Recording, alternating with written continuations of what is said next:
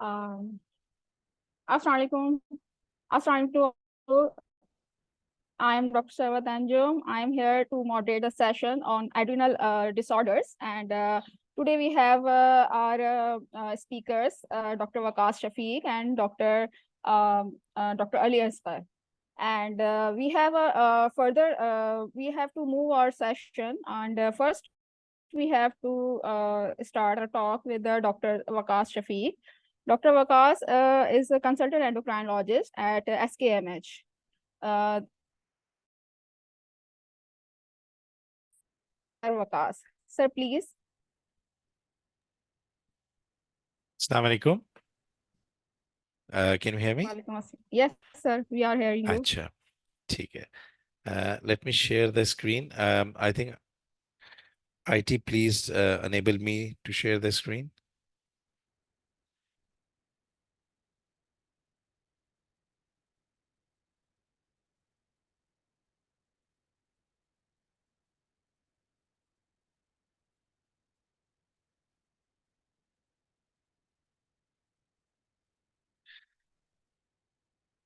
Assalamu alaikum. मेरा नाम doctor Waqas Shafiq है. I'm consultant endocrinologist in Shaukat Khanum Memorial Cancer Hospital and Research Center. Today my topic is adrenal Cushing. So I will start with two clinical cases, and we will, with these cases, we'll go through how we will evaluate the patient who presented with Cushing, mainly due to adrenal Cushing. So we'll start with the first case. The first case is a 36-year-old lady from Afghanistan. She was referred to us for evaluation of uncontrolled hypertension and incidental adrenal nodule. She had raised blood pressure while she was undergoing CT-guided biopsy for hepatic mass, and she presented with generalized abdominal pain for 9 months. So she originally presented with hepatic mass, and while they were trying to find to do the biopsy, they found that the blood pressure was quite raised. She had incidentally on imaging was found to have adrenal nodule. On presentation, her blood pressure was raised 180 by 100. Her pulse was 92 beats per minute. She had facial plethora, proximal myopathy, and purple striae.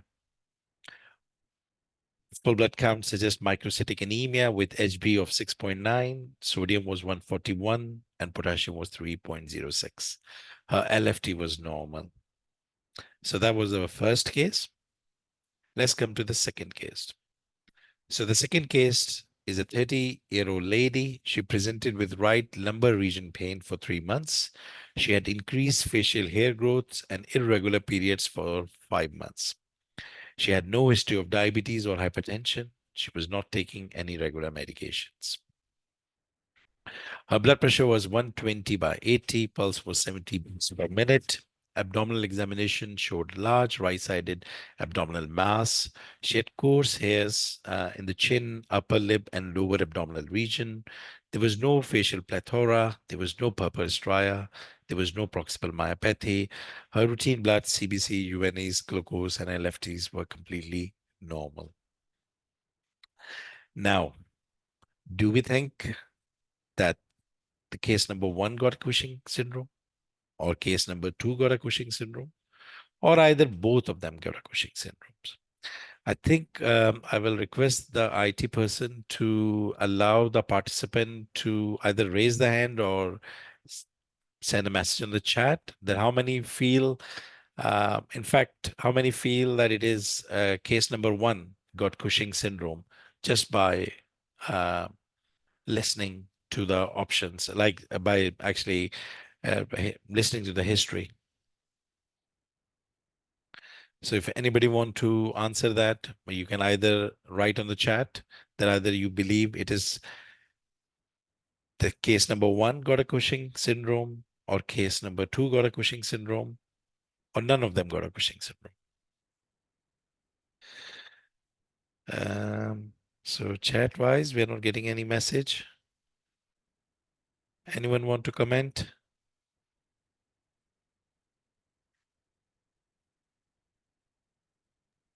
There is an answer on the question and answer tab, Waqas. Okay. Somebody's answered on Q&A.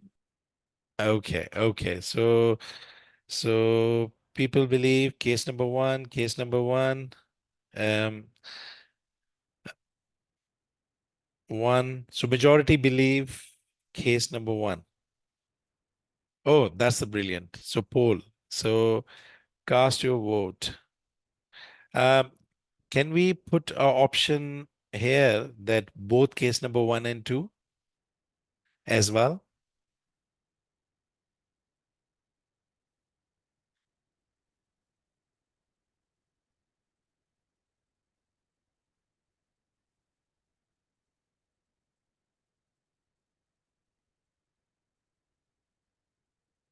Okay, that's fine. I think so. Looking at the answers in the webinar chat and also on the question answers tab, I can see majority believe that it is case number one. Okay, let's see. So, what is Cushing syndrome? So, Cushing syndrome is caused by chronic inappropriate exposure to excessive circulating free glucocorticoid.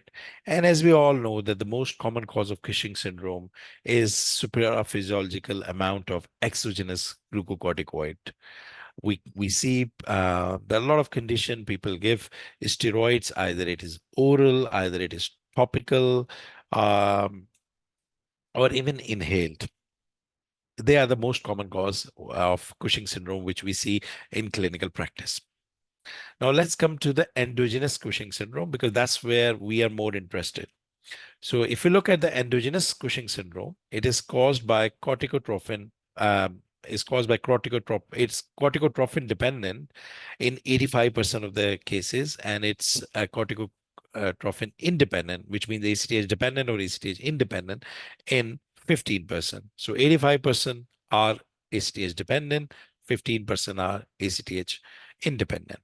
And when we talk about corticotrophin dependent, of those, 80% are due to pituitary adenoma, with the remaining 20% are due to ectopic ACTH secretion from neuroendocrine tumor. Now, today, the talk is mainly for corticotrophin independent causes. So our talk is based on 15%. So when we talk about corticotrophin independent Cushing syndrome, it is mainly due to autonomous cortisol production from adrenal source. So when we talk about Cushing syndrome, the most important is that how we evaluate the patient with Cushing syndrome. So the diagnostic steps are three. First one is there is a clinical suspicious? Second is confirmation of endogenous hypercortisolism. It is absolutely essential in terms of diagnostic step. Do not move from step 2 to step 3. Establish step 2 first. We commonly see people based on syndrome feel it is Cushing syndrome. They straight away started with imaging. And that's the biggest mistake, because once you start with that, then you get it confused. So the first step is, if there is a clinical suspicion, confirm that there is evidence of endogenous hypercortisolism. And once that's done, only then start looking for the cause. So let's come to the step 1. So first is there is a clinical suspicion. We always have to look at what is the pre-test probability by listening to the patient, by examining the patient. Do we have a clinical suspicion that it is Cushing syndrome? If we do not have suspicion that it is Cushing syndrome, then we don't need to investigate, because the first step is the clinical suspicion. We don't need to investigate every person who is coming with diabetes or obesity. So first we talk about the clinical features of Cushing syndromes. Now, Cushing got a lot of features, which which you can see in people who do not have Cushing syndrome, but these are very common. So first, let's talk about those which discriminate Cushing syndrome from pseudo-Cushing state. So if we talk about those ones, they are facial plethora, proximal myopathy, skin thinning, cutaneous striae, red purple more than 1 centimeter, and bruising. So these are clinical features which discriminate Cushing syndrome from pseudo-Cushing. Now, these are classical, I have mentioned, but you hardly a person will have one or two, even if they got, like, if you think, if your clinical suspicion is high, they will have one or two. But it's the most important thing is either they got a combination of the symptoms. For example, if you look at a young person with a combination of hypertension, diabetes, or new onset osteoporosis, this is someone where your clinical suspicion is very high that this probably is Cushing syndrome. Similarly, in children, if there is someone with a weight gain and reduced height, that's also strongly suggestive of Cushing syndrome. So your clinical suspicions got very high. Now, the other features which are commonly described in Cushing, but they're also common in general population due to other causes are central obesity, pophellar hump, supraclavicular fullness, facial fullness, acne, hirsutism, poor wound healing, peripheral edema, fatigue, and weight gain. These features are present in Cushing syndrome, but they do present in people who have obesity and all other causes of pseudo-Cushing. They cannot discriminate. It's mainly the combination of the things which make your clinical suspicions high, or either they got a discriminative features. So there is no single feature should prompt consideration of diagnosis. However, a combination of the feature, even if each is mild, should prompt you to start investigating, especially if it's unusual for age. Widespread indiscriminate screening for Cushing syndrome in high-risk population, example type 2 or obesity, is not recommended. Now, looking back onto our cases where we talked about case number 1 and 2, if you look back, so our case number 1, yes, that person does have some classical feature or discriminative features of Cushing. But if you look at the case number 2, that didn't have very strong features of Cushing.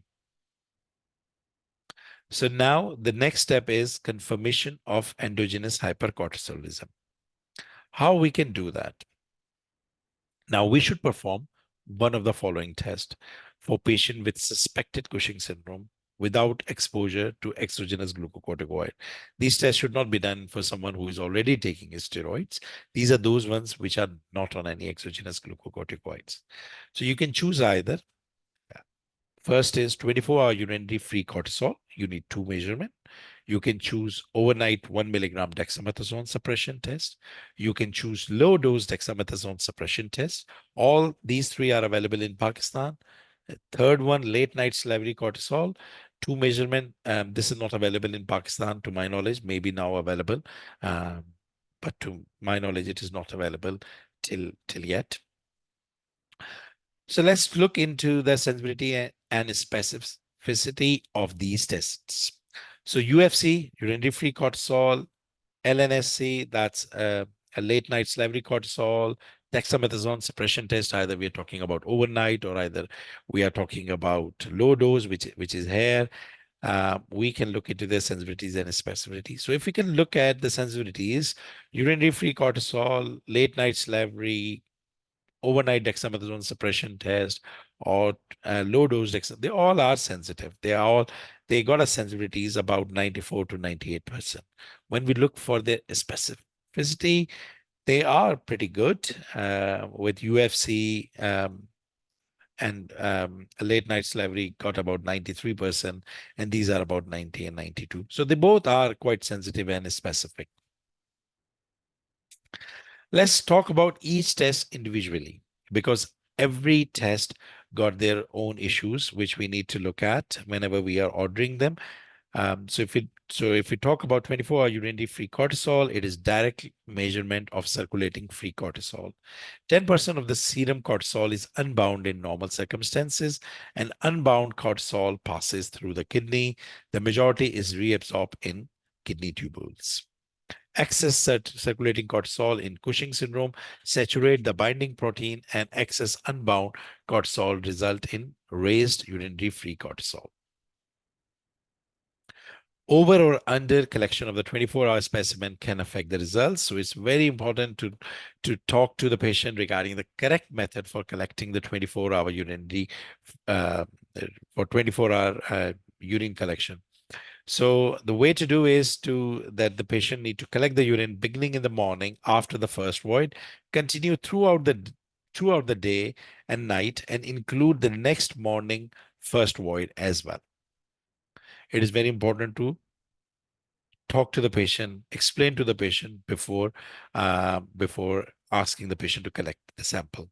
Patient should be instructed not to drink excessive amount of water or to stop drinking water during the urinary examination. They should be like their normal day.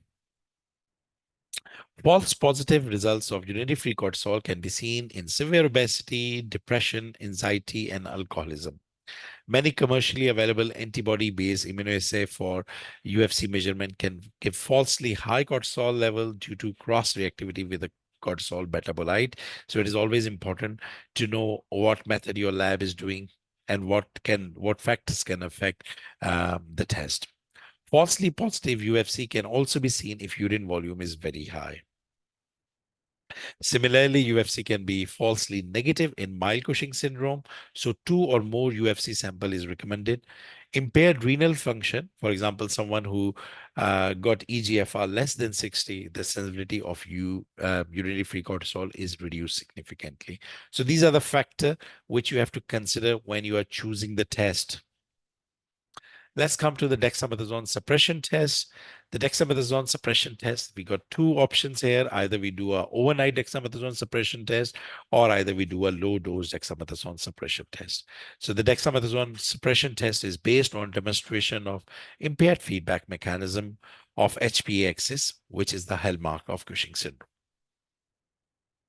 So if we are doing overnight, so what we need to do is the patient need to take 1 milligram at 12 in midnight, and they collect the cortisol at 9.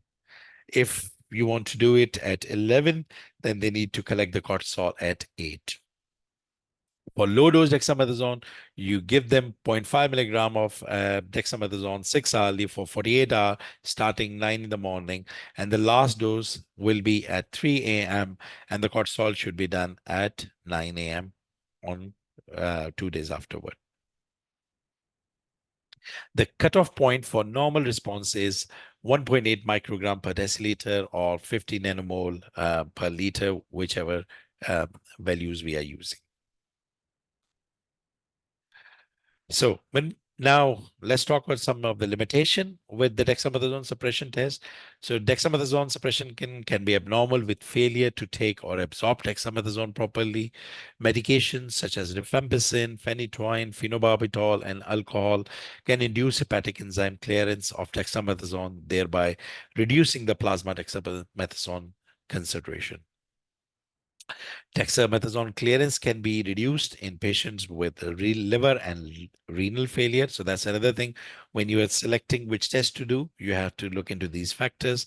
Some experts say that we should check the measurement of cortisol and dexamethasone to ensure that there is adequate absorption of dexamethasone by checking the plasma dexamethasone concentration. However, this test has a limited availability, and the cost is also the cost of dexamethasone assay can be an issue. So this approach is not feasible. It's only done in research purposes. Other confounding factors for dexamethasone suppression test can be cortisol binding globulin abnormalities, cyclic hypercortisolism. CBG is increased in women taking oral contraceptive pills, and this can also result in increased serum cortisol.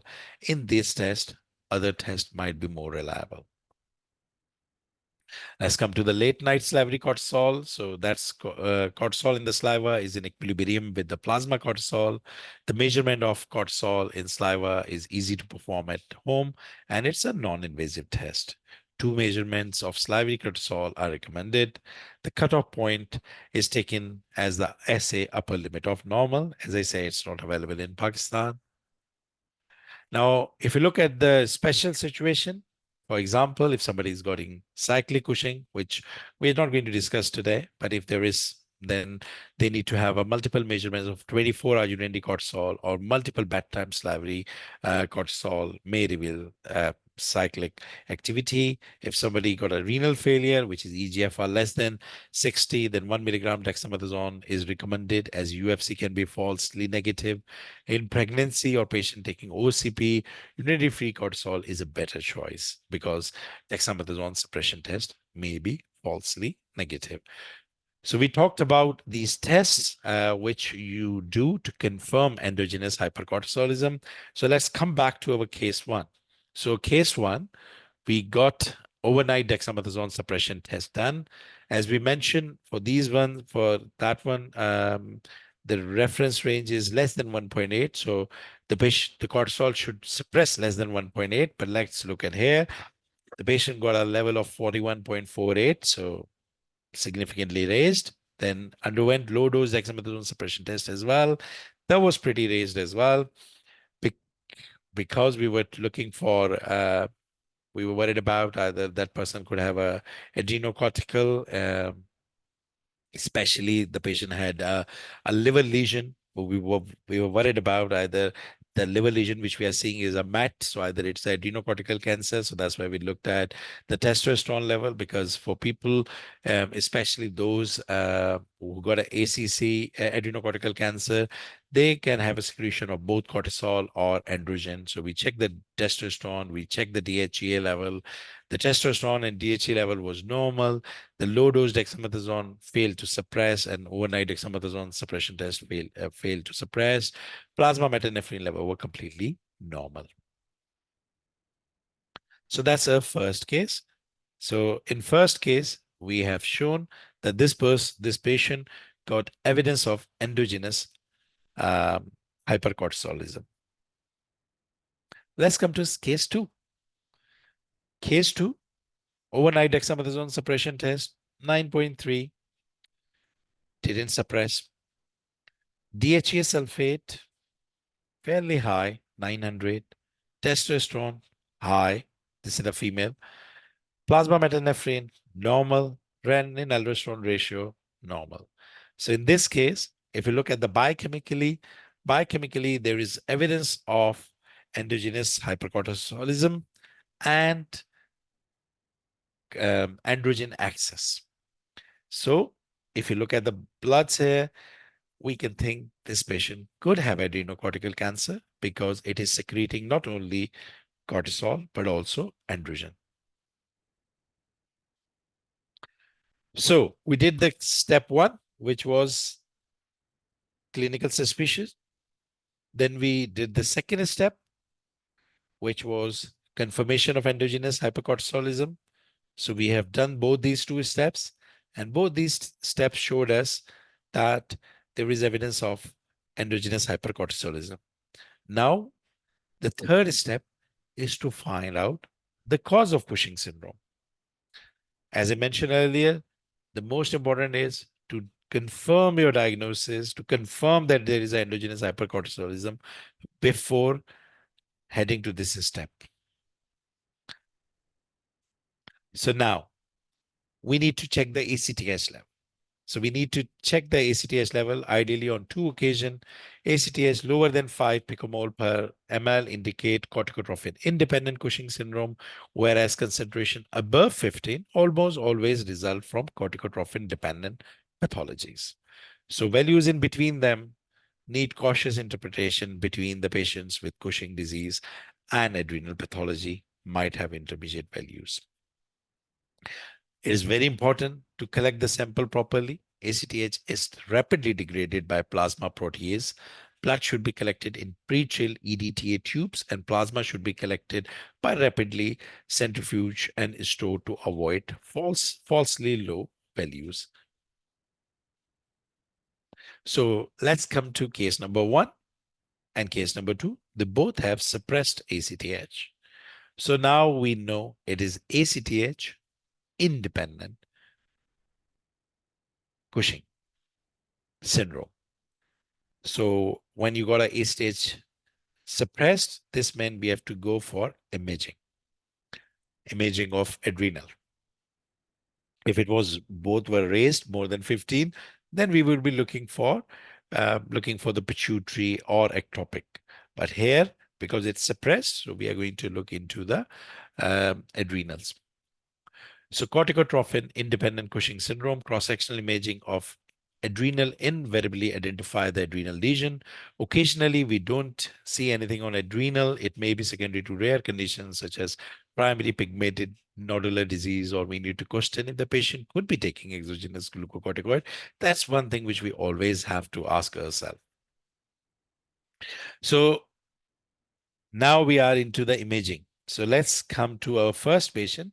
This was a patient, just a reminder, was sent to us because that patient got a liver lesion. When they were trying to do the biopsy, they found that this patient got a hypertension. While investigation, they also found that this patient got an adrenal nodule. So that's the adrenal nodule. If you can see, this is the adrenal nodule. And if we talk about the liver lesion, so that's the liver lesion you can see on these images, and that's the adrenal you can see here. For this one, this is the MRI in phase and out phase, for lesion, which have so which have a large content of the fat. They are normally benign. They are not malignant. So in this case, so normally what we do initially, if we have a non-contrast CT, we look at the Horn's field. If it's less than 10, then if it's more than 10, then we go for MRI scan or the CT scan. And if it's a CT scan, we actually look at their washout. If their washout is more than 45% or relative is more than 60%, then we call it benign. Similarly, when we look at the MRI, we look at the in phase and out phase, and we look either they lose the signal. If they lose the signal, it means they are fat rich. Fat rich means it's benign. So in this lesion, adrenal was actually benign, so it was more in favor of adenoma rather than malignancy. So she underwent laparoscopic left adrenalectomy and left lateral hepatectomy. The patient, I didn't tell you, the patient did had the liver biopsy, which was a bit equivocal. So that's why it was decided that we remove both the adrenal lesion and the hepatic lesion. When we did the histology, it came out adrenocortical adenoma. Tumor was 1 centimeter from capsular surface. There was no capsulovascular invasion, and liver lesion was consistent with focal neural hyperplasia. So this was the case one. We looked at her 4 weeks afterward. Patient was well. She was off antihypertensive. She was overnight dexamethasone suppression. Test showed normal suppression. So happy ending. Case number 2. She had a CT scan, and you can see here huge mass, huge mass. That's the adrenal mass. Is squeezing the kidney here. As I mentioned earlier, this was the lady who got evidence of androgen axis, as she had hirsutism, facial hair growth, her testosterone and DHE level was significantly high, and she had evidence of um, um, endogenous hypercortisolism. Although she didn't have a lot of symptoms of Cushing syndrome, she had very subtle features. You can see here, huge mass. That's your liver, that's your kidney on the other side, huge mass. So she underwent right en bloc hemipetectomy and adrenalectomy. Operative finding were right adrenal tumor densely adherent or invading right lobe of liver. Histology show adrenocortical cancer. It was 26 centimeter. There was no lymphovascular invasion or neural invasion. Liver margin were free of the tumor. Her Y score was 5. Her Milan A and inhibin are positive. These are the markers for adrenocortical. Calrenitin was negative. Her Ki67 polyphatic index was 24%. That we do to look at the activity of the tumor, and that tell us about the prognosis. For example, someone who got Ki-67 more than 10%, um, their outcome is worse as compared to someone who got um, less than 10. So people with less than 10, they got a better. 10 to 20, they got intermediate, and above 20, they got a poor prognosis. Similarly, mitotic rate, that also guide us about the prognosis. So she had 15 per 50 high power field. So 4 weeks afterward, patient were doing well. Her androgen axis features were gone. Excess facial growth had improved significantly. Her testosterone, DHEA, and overnight dexamethasone suppression tests were normal. We explored option of mitoten because, as I mentioned, she had high risk feature, and in those people with a high risk feature, you can consider mitoten post-op as an adjuvant therapy to reduce the risk of recurrence. Although it is not available in Pakistan, we did attempt it to get that. We were unable to get the mitoten. The patient had recurrence after 4 months, and it did metastasize to the lung and other part of the body. So she was referred to palliative care, and she passed away after 6 months. So that's the two cases. One was adrenal adenoma, one was adrenocortical cancer. Uh, these are two of the cases to cover the adrenal Cushing. Um, I can take the question. If I'm not sure if I'm I did it. Oh, it's 33. So I took some extra time.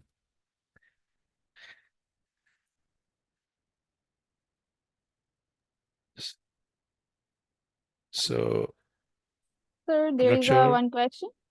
Okay. Uh, Is it on the and this chat? is yes, this is in the question answer section, and this is what is pseudo Cushing and the cyclical Cushings.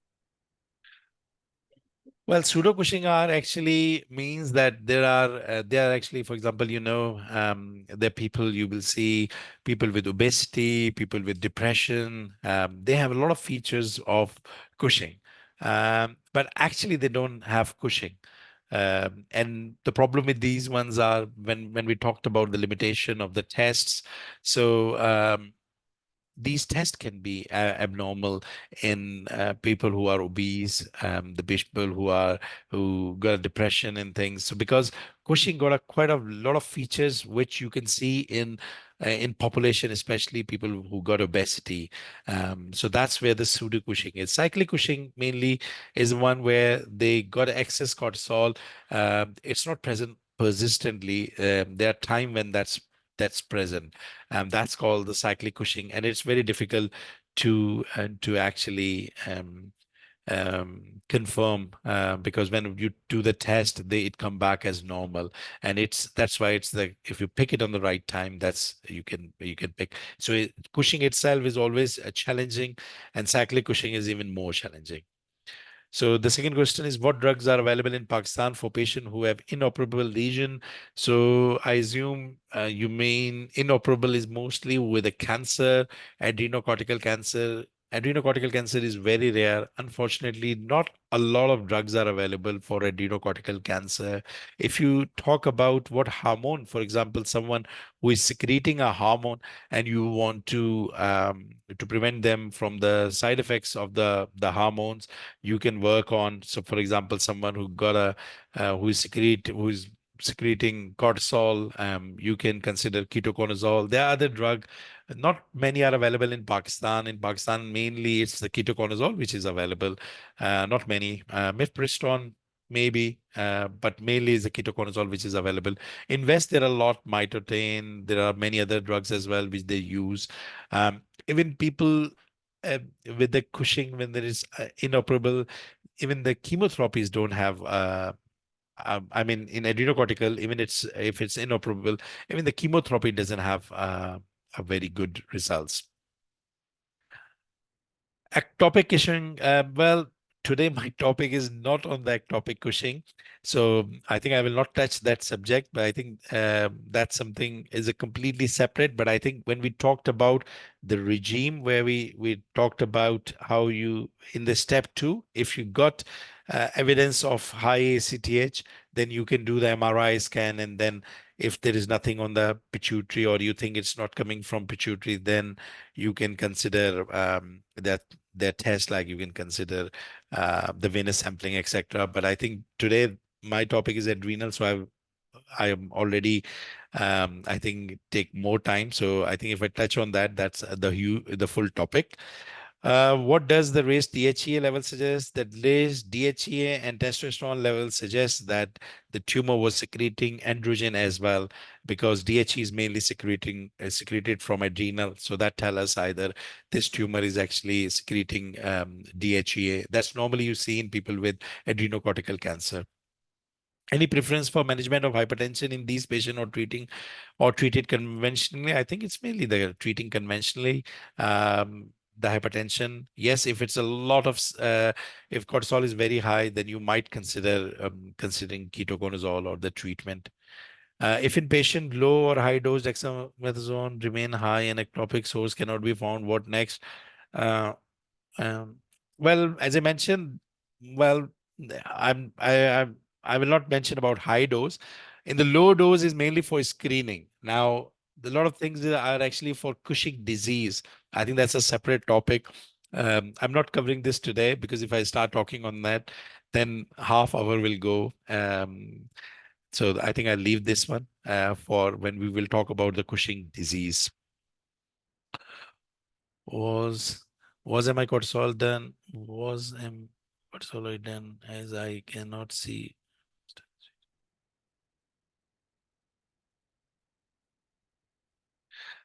Sorry, question from Numan Wazir.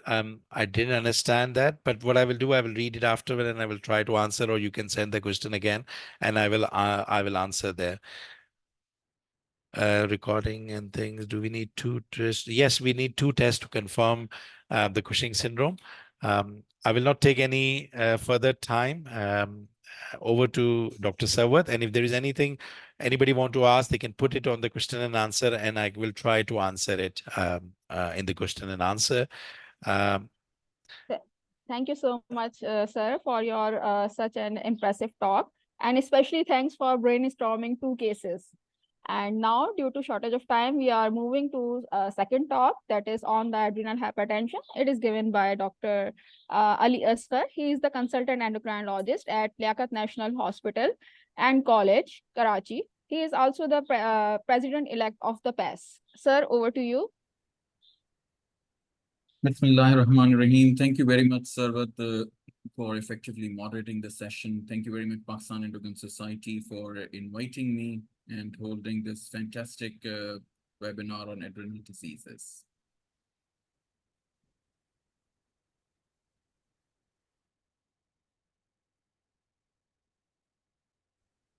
Let me just put.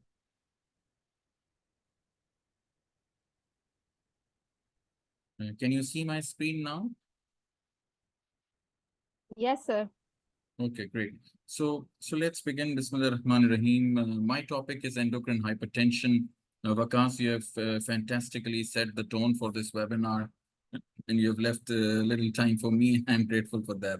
So endocrine hypertension is a very vast topic. I have to cover it up in 20 minutes, and I'll try to do that.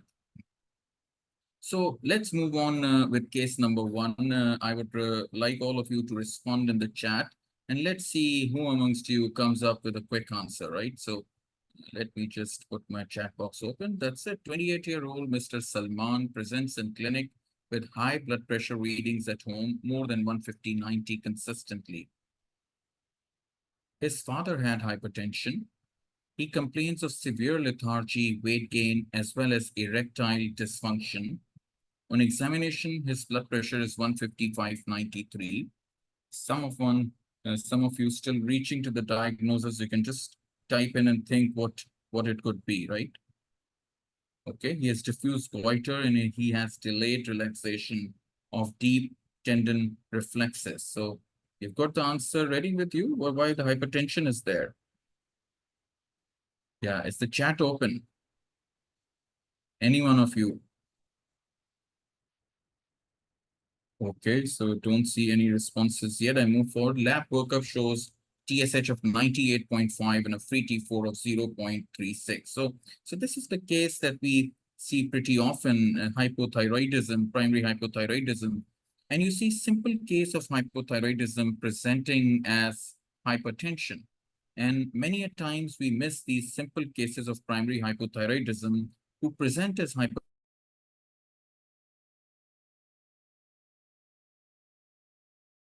So why are we worried about hypertension at all?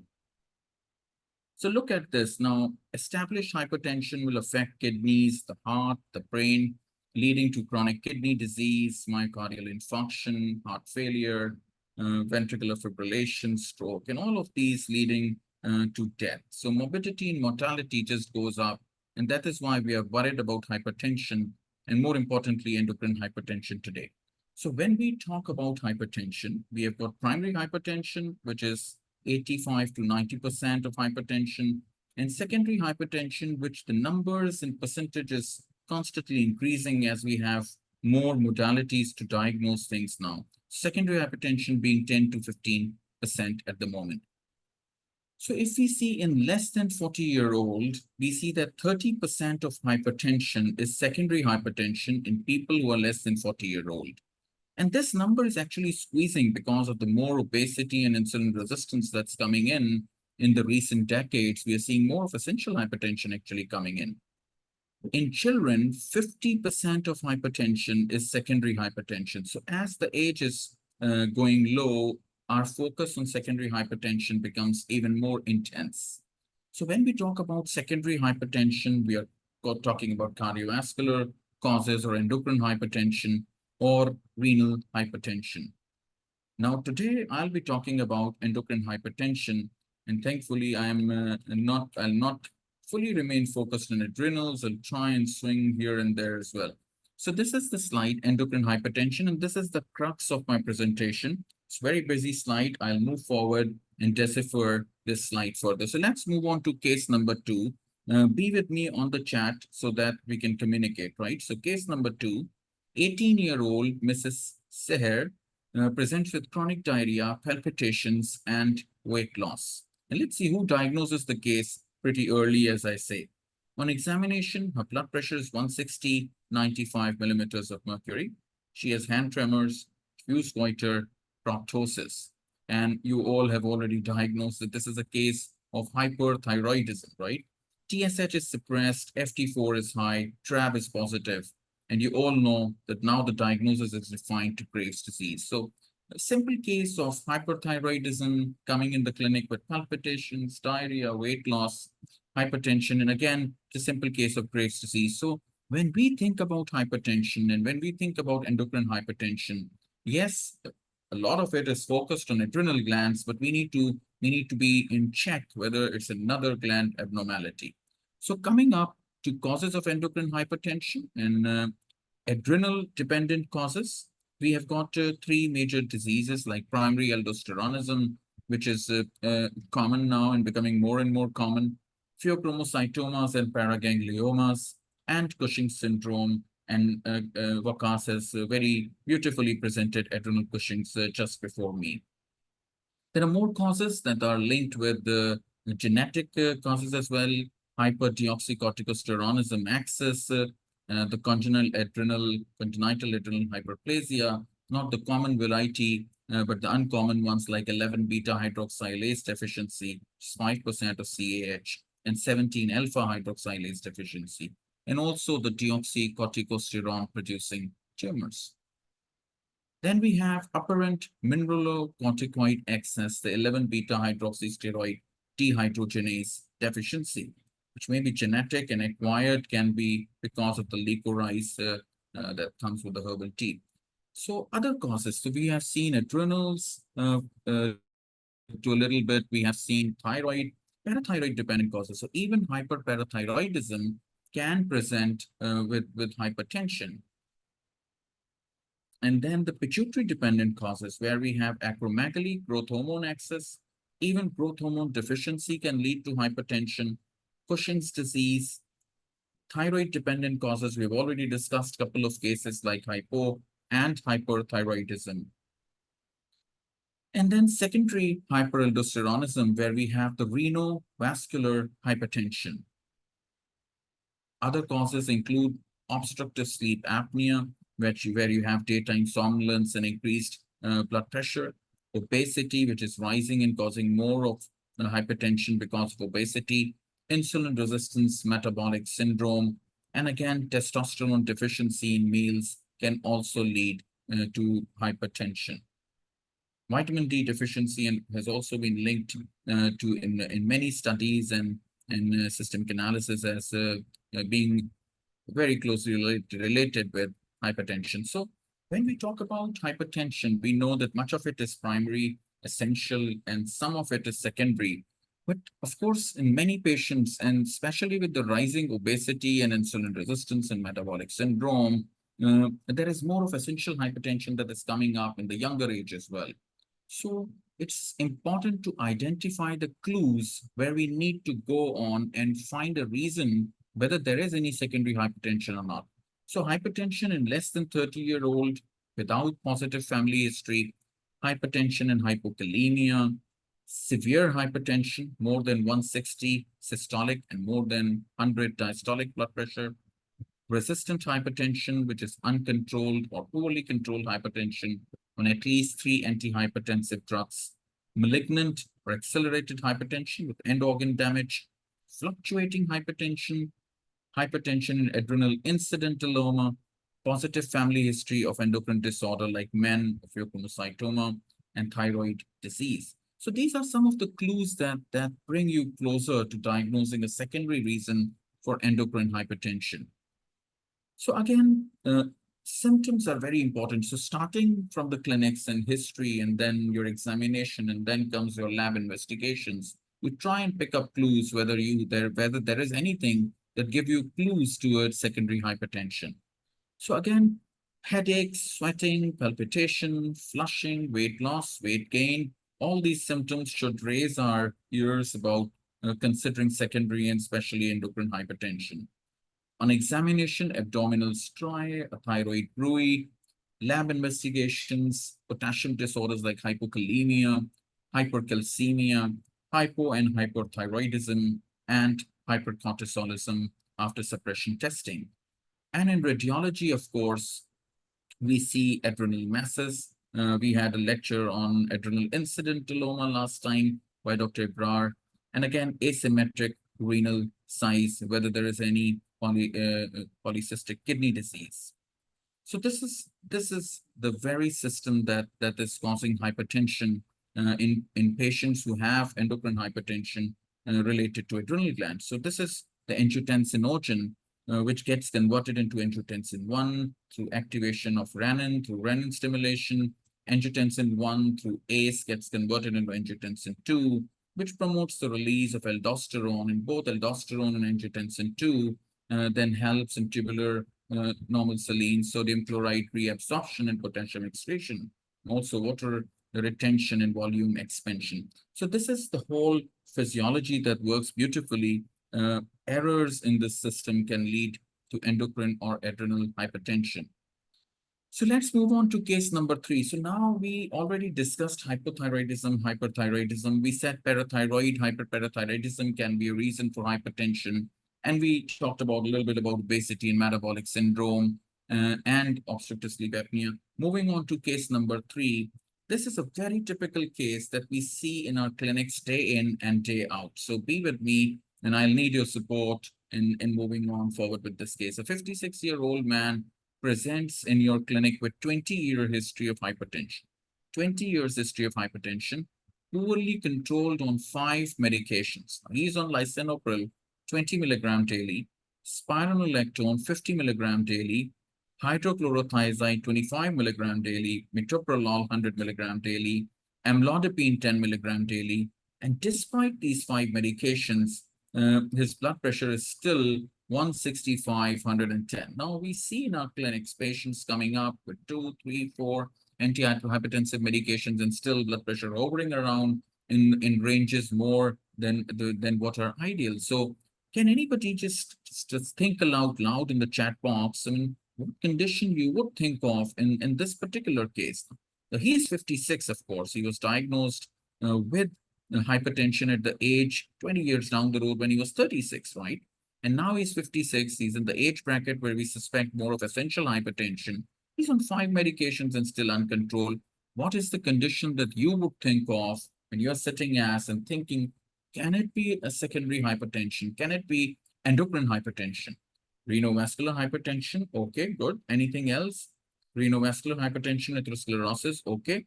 Anything related to adrenals that you can think of that tends to get missed? Again, renovascular, yes, Suresh. Anything else? Hyperaldosteronism, Simon Zabe, good. Again, FEO, yes. So FEO comes, FEO will come in episodic hypertension initially, and then you can have a sustained hypertension as well. But hyperaldosteronism is something that tends to get lost, and recent studies show that there is more and more percentage of hyperaldosteronism in our patients who have resistant hypertension. Absolutely, Suresh. Hyperaldosteronism has to be ruled out in a person who has resistant hypertension, more than 3 medications, still uncontrolled.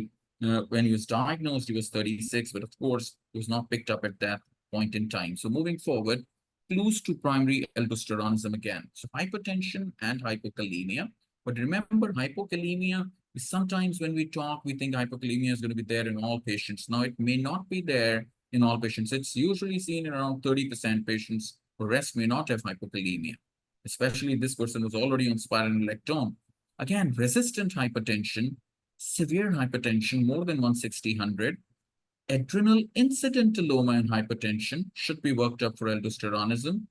Onset of hypertension at a young age. Now, recently we talk about less than 30, less than 40 is always not a bad idea. Family history of early onset hypertension or CVA at a younger age, all first-degree relatives of patients with primary aldosteronism. And remember, primary aldosteronism, it's not only about hypertension only. Remember, the ultimate goal of picking up hypertension and treating hypertension is to reduce that morbidity and that mortality, cardiovascular mortality that is associated with it. And we know primary hyperaldosteronism has significantly higher rate of cardiovascular events. And that is the reason I'm more interested to focus on primary aldosteronism and picking it up early in these patients. So hypertension and hypokalemia, which can be seen and is usually seen with primary aldosteronism, this is a topic in itself. So if you have hypertension and hypokalemia, you start checking aldosterone and renin. Now we know that renin is basically producing, or it's stimulating aldosterone to come up. So when aldosterone is high, the renin should go low physiologically. So again, in aldosteronism, primary aldosteronism, the aldosterone concentration is high, the renin is low. So aldosterone is high and renin is low. So this is automatic aldosterone production that's coming in primary aldosteronism. Now, there can be conditions where both renin is also high and aldosterone is also high. And these conditions include renovascular hypertension, renin secreting tumors, malignant phase hypertension, the renovascular disease, coarctation of aorta, and also diuretic use.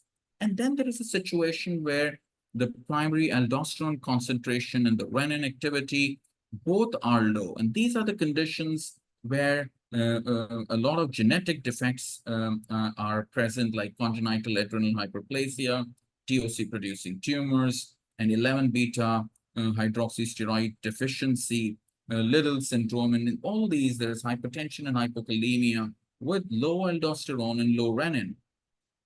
So again, which medications? Now, the important thing is this person is on many medications and you think that this can be primary hyperaldosteronism. You want to go and test it. So which medication should be stopped before screening primary aldosteronism in this patient? Be with me. Come back in the chat box. Lisinopril, spironolactone, hydrochlorothiazide, metoprolol, amlodipine, all of the above. Which medication you want to stop? Yes. Spironolactone, definitely you need to stop that. You need to not block the mineralocorticoid receptor. What else? Spironolactone, what else? What about the lisinopril? What about amlodipine? So it's a tricky situation now. Now let's see the next slide. Now, these are the medications that have an impact on aldosterone and renin and on the aldosterone-renin ratio. Now, if you see, most of these medications are having an impact on aldosterone-renin ratio. All A, B, C, D, the ACE inhibitors and ARB and the beta blocker and the calcium channel blocker, the dihydropyridine ones, and the diuretic, all four A, B, C, D affect the aldosterone-renin ratio. And spironolactone, of course, blocks the mineralocorticoid receptor, so you have to stop that as well. So you are left with limited choices when you are checking aldosterone-renin ratio. You only have verapamil, which is again a calcium channel blocker, non-dihydropyridine, and then you have alpha blockers like prazosin and moxonidine and hydralazine. So you have these medications to replace with. Now, this patient who is on 5 medications, already uncontrolled, you can't stop all of these and start maybe 2 or 3 of these and consider safe. Of course, that blood pressure can go skyrocketing high. Patient can land up with a stroke or a heart attack. So ideally, what should we be doing? So this is a tricky situation, and that's the reason many physicians would try and avoid, just try and add another agent actually, rather than going on and working up with this patient from primary aldosteronism. So replace the existing regimen with a combination of a calcium channel blocker and an alpha blocker, and potentially with moxonidine or hydralazine. That's not possible in most patients, if not all. So if withdrawal of other medications is not feasible, then only stop diuretic and the mineralocorticoid receptor antagonist, leaving the patient on a regimen that includes beta blocker and calcium channel blocker, an ACE, an ARB, and alpha blocker. And if you can stop the ACE and ARB, that's going to be great. So again, continuation of mineralocorticoid receptor antagonist is acceptable in patients with severe hypokalemia, because if you stop spironolactone, the potassium actually can start dropping, which can happen. And again, when you're checking aldosterone and renin, you need a normal potassium to actually get the best result with the ARR. If interfering medications are continued, then interpreted renin and aldosterone measurements in the context of known effects of these drugs on the ARR. So you should know what these medications have an impact on the ARR, and you have this here. You see beta blocker will increase the ARR. You see other medications impact like ACE inhibitor and ARB will reduce the ARR, and so does the calcium channel blocker. So you have the impact known to you, and according to that impact, you can then try and stopping these medications. So again, the other technical problem with somebody who is coming to your clinic with routine hypertension, talking to you about the hypertension, and you say you may have a primary hyperaldosteronism, and the patient says, I'm having the hypertension for the last 20 years, and now you want to investigate it. But the investigation is not just one test. It has to be a screening test, and then a confirmatory test, and then an imaging, and then you may need an adrenal vein sampling as well. And in most endocrine diseases, you have biochemical evidence first, and then you have the radiological evidence. And again, in many of these endocrinological disorders, you have the screening test and confirmatory test, and then the radiological investigation, and then you may need another testing as well, like adrenal vein sampling in this patient. So you do an aldosterone-renin ratio. Renin activity can be done in most part of this part of the world. We check the renin concentration. You see the ARR ratio. If that ratio is high, you go on and do a confirmatory testing, which is a salt loading test. I'll tell you about that. But if the ARR, aldosterone-renin ratio, is high and the patient has resistant hypertension, potassium is low, renin is undetectable with a high aldosterone of more than 20, then you do not need a confirmatory testing, right? You can straight away proceed for imaging. But in most patients where potassium is not high, renin is detectable to a certain extent, aldosterone is in the gray zone, not too high, between 10 and 20, you should be going on and doing a confirmatory testing. Then after confirmatory testing, an adrenal CT scan, and then if needed, an AVS. After the adrenal CT scan has been done and you have the result with you, you either have a unilateral region or you have bilateral hyperplasia or nodularity sort of region. And according to that result, you then plan whether you need an AVS or not. And I'm not going to go into the detail. Remember, surgery has two folds, right? I mean, the treatment is twofold. Either you treat with spironolactone the dose of which you can definitely increase, but side effects will also come in. Or you have the surgical removal of the adrenal gland, of course, unilateral in most cases. So screening tests, so aldosterone concentration and renin activity or renin concentration, you take a ratio of aldosterone and renin. Of course, in primary hyperaldosteronism, aldosterone is high, and because aldosterone is automatically high, the renin gets suppressed, goes low, and in most cases it is undetectable, so the ratio of aldosterone to renin is usually high. And the limits are different. For example, the aldosterone concentration to renin activity ratio cutoff is more than 20, but aldosterone concentration to renin concentration ratio more than 2.7 is what we take as a cutoff. So again, when you have the initial screening test as positive, and you see that your patient has an undetectable renin, high aldosterone more than 20, low potassium, resistant hypertension, you straight away move towards imaging. Otherwise, go to the confirmatory testing.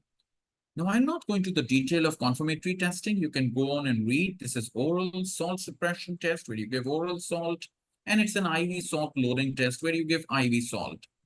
The concept is what you should clear. When you're giving salt to the patient, the aldosterone should go low, because when you're giving salt, then the kidneys don't need to conserve that salt. So the renin will go low and the aldosterone will go low. But when there is a primary hyperaldosteronism and you give oral salt or IV salt, whatever the protocol is, which I'm not reading for the sake of time, your aldosterone, if it doesn't get suppressed to a certain number and it remains higher than a certain number, then this is confirmed that this patient has hyperaldosteronism. Then comes the imaging test. So it's very important that imaging comes after biochemical testing. So again, adrenal CT scan, very important. In adrenal CT scan, you'll either get a bilateral masses or a nodular micronodularity, which is bilateral, or you get a unilateral hypodense lesion, a nodule which has more than 1 centimeter marked PA. So again, if you have a unilateral lesion, one side, tumor is more than 1 centimeter, and you have got marked primary aldosteronism, you have low potassium already seen. You know this is highly to be primary hyperaldosteronism. Age is less than 35 years. You may straight away move towards a laparoscopic adrenalectomy, unilateral. But if the age is more than 35 years, you're not sure whether this lesion is an adrenal tumor or an adenoma producing aldosteronism, then you go towards an adrenal vein sampling. Likewise, if you have bilateral masses, again, you move towards AVS. But remember, patient's will is very important. Patient who doesn't want a surgery and he says, I don't want surgery, I don't care whether it's primary aldosteronism or not, and I just want to be continued with medical treatment, then of course you don't need to move into all these pathways and do all these things, and he can be managed again with pharmacological therapy. This is the adrenal vein sampling. As I see my time is also coming to a close. I'll move forward and not go into the detail, but it's basically right and left adrenal vein compared with periphery. Aldosterone is compared with cortisol, and then the ratios are checked. And a ratio of both sides, if it's more than 4, it's a unilateral disease. Less than 3, it's probably bilateral.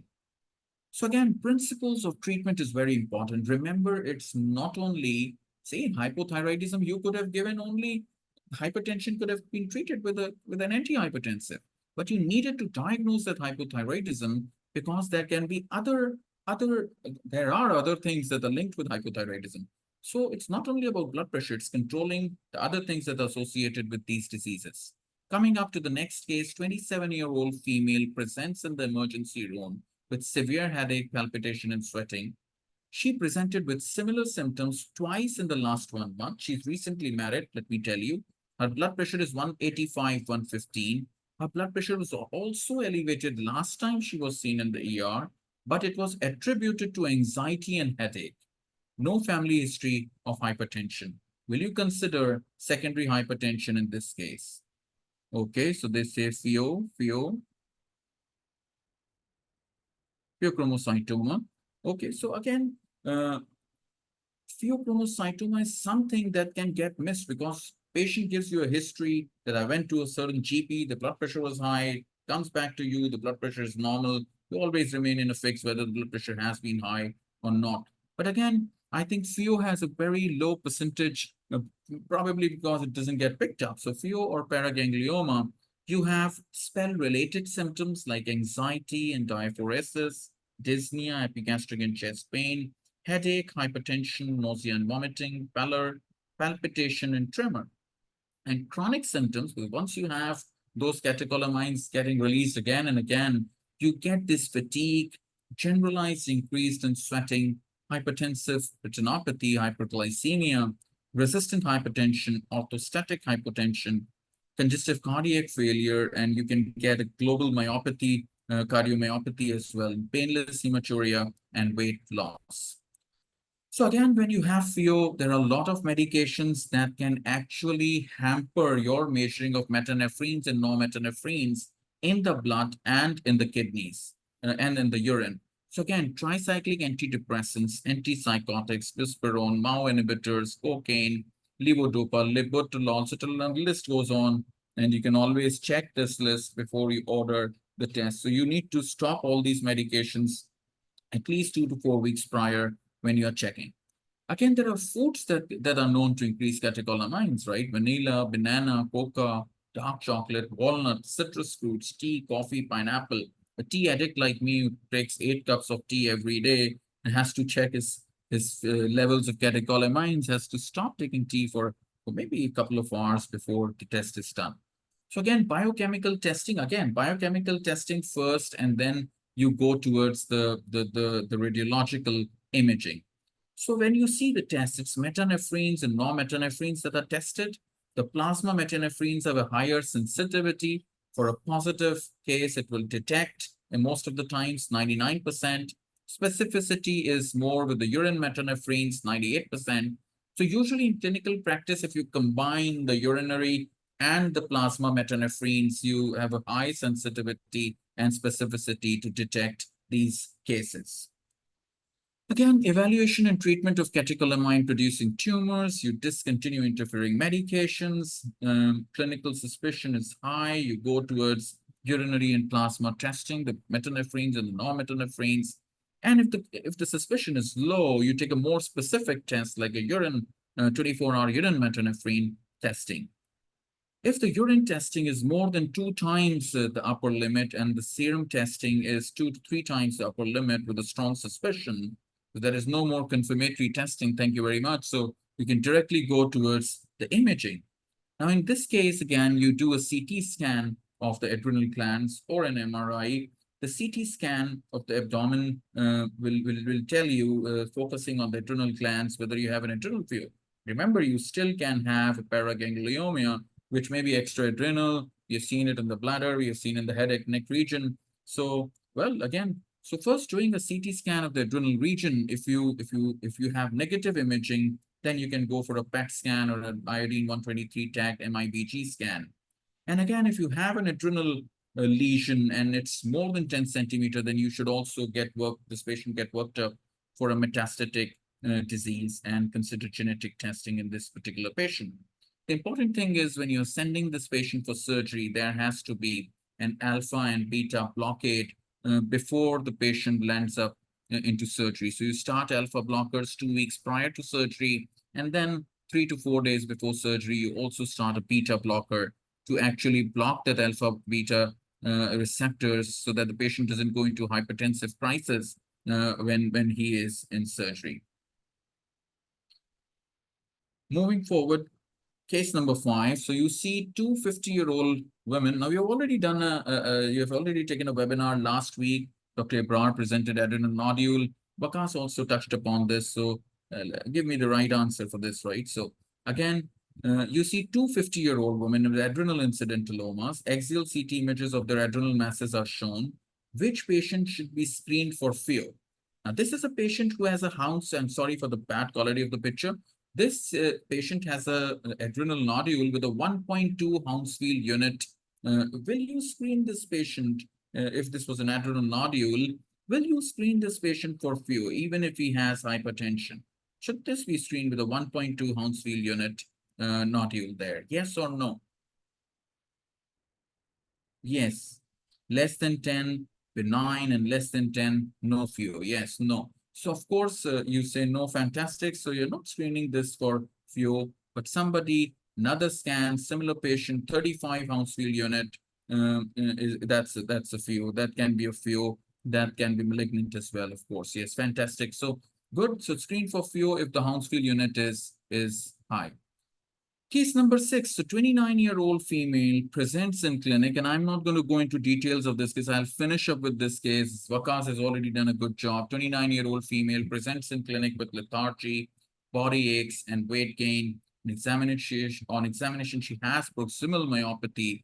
Blood pressure is high. Potassium is low. What do you suspect? Yes, Cushing's. And Waqas, you've done a good job. I'll move forward, come up to the conclusion. Fantastic.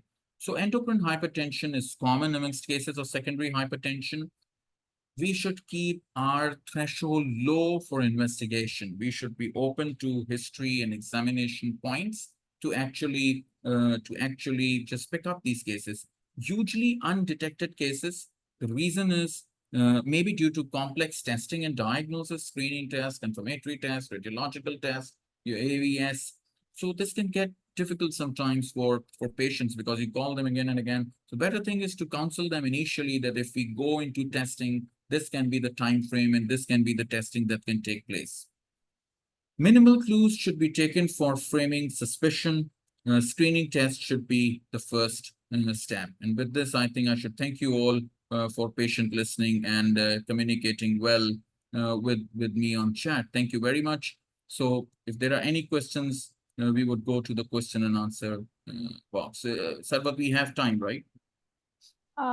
Sir, actually, there is a 4:10. Actually, we are going to Okay, be so what we can do 4:15. is we can just take their questions on email. If we can share email with them, so we can definitely respond to them on email, their questions, right? So if I can give my email, server, is that Yes, okay?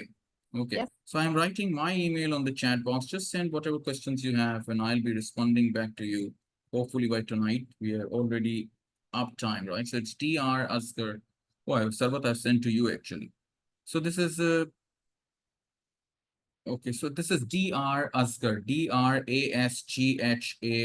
Drasghar at gmail.com, and you can also send to Pakistan Endocrine Society email, and we'll get back to you with the answers tonight, hopefully, inshallah. Thank you very much once again, Sarva. Thank you very much, everyone, for patient listening and inviting me to this webinar.